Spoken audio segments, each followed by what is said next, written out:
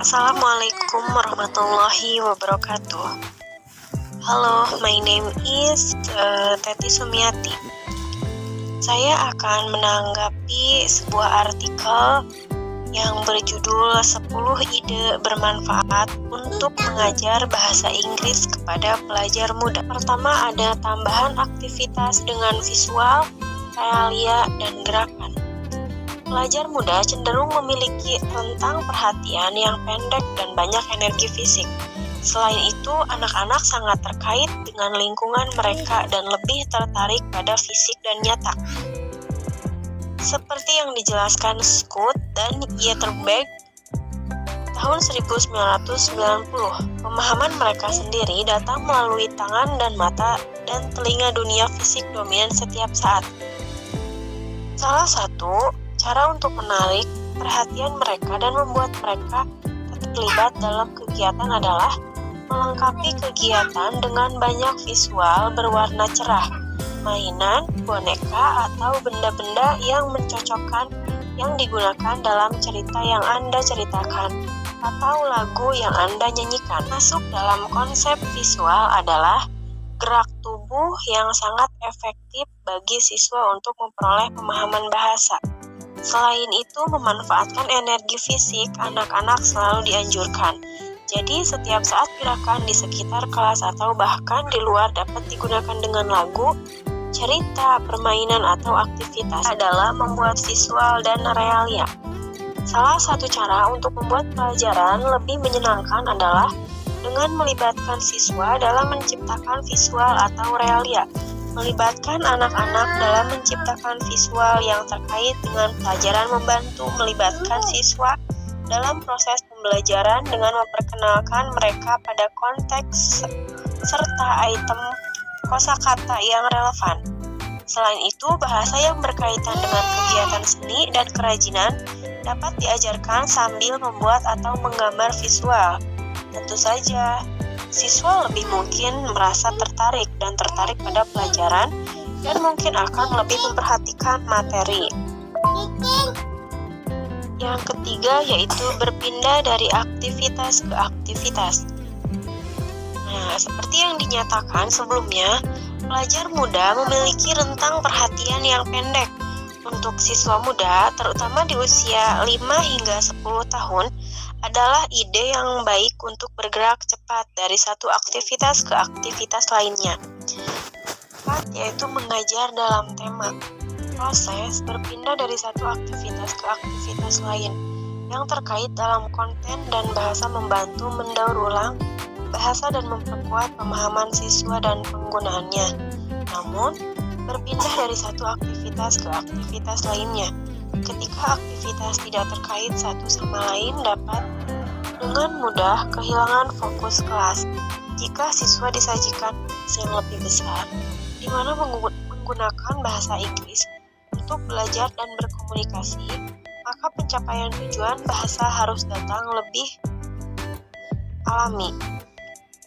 Unit tematik yang merupakan serangkaian pelajaran yang berkisar pada topik atau mata pelajaran yang sama, dapat menciptakan konteks yang lebih luas dan memungkinkan siswa untuk lebih fokus pada konten dan komunikasi daripada struktur bahasa. Yang kelima, gunakan cerita dan konteks yang familiar bagi siswa. Saat memilih materi atau tema untuk digunakan, penting bagi Anda untuk menemukan yang sesuai untuk siswa Anda berdasarkan kemampuan bahasa mereka dan apa yang menarik bagi mereka. Karena pelajar muda, terutama VYL, baru mulai mempelajari konten dan cerita dalam bahasa ibu mereka di sekolah dan masih berkembang secara kognitif. Mereka mungkin memiliki pengetahuan dan pengalaman yang terbatas di dunia. Dan yang keenam, tetapkan rutinitas kelas dalam bahasa Inggris. Pelajar muda berfungsi dengan baik dalam lingkungan yang terstruktur dan menikmati pengulangan rutinitas dan aktivitas tertentu.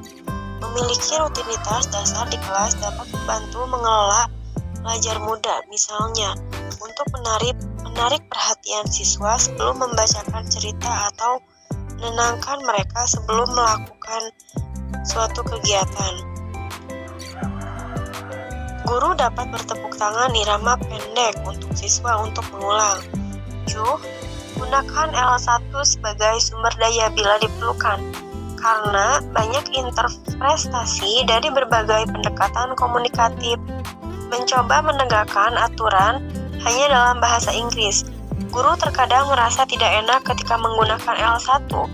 Guru hari ini sebagian besar didorong untuk mengajar bahasa Inggris melalui bahasa Inggris, terutama di usia yang lebih muda. Salah satu alasannya adalah untuk memberikan siswa paparan bahasa Inggris yang maksimal. Mengapa tidak menggunakan L1? Ini adalah cara cepat dan mudah untuk membuat ekspresi yang sulit seperti dahulu kala. Setelah Anda dengan tepat menjelaskan ungkapan sulit seperti itu di L1, siswa akan mengenali ungkapan dalam bahasa Inggris siswa di banyak situasi pas. Waktu itu terlalu berharga untuk disia-siakan. Yang kedelapan yaitu membawa pembantu dari masyarakat. Jika memungkinkan, bawalah pembantu atau orang tua, guru siswa dari universitas setempat, atau siswa yang lebih tua yang belajar bahasa Inggris untuk menceritakan sebuah kisah atau membantu dengan beberapa kegiatan yang menyenangkan. Berkolaborasi dengan orang lain yang belajar bahasa Inggris. Belajar menjadi guru bahasa Inggris atau yang berbicara bahasa Inggris dengan baik untuk memperluas komunitas belajar bahasa Inggris. Memiliki seseorang yang baru dan menarik untuk mendongeng dapat membuat siswa lebih bersemangat dan membuat jeda dalam rutinitas biasa. 9. Yaitu berkolaborasi dengan guru lain di sekolah Anda. Seperti yang disebutkan, sangat berguna untuk mengetahui apa yang dipelajari siswa di kelas mereka yang lain. Dalam bahasa ibu mereka, berkolaborasi dengan guru lain di sekolah Anda untuk membuat pengalaman belajar lebih kaya bagi siswa Anda. Hubungkan pelajaran Anda dengan topik, kegiatan, dan cerita yang dipelajari siswa Anda dalam bahasa ibu mereka dengan merencanakan unit tematik terkait yang paralel dengan pembelajaran dalam mata pelajaran lain. Karena siswa belajar bahasa lebih baik jika dengan kehidupan nyata mereka.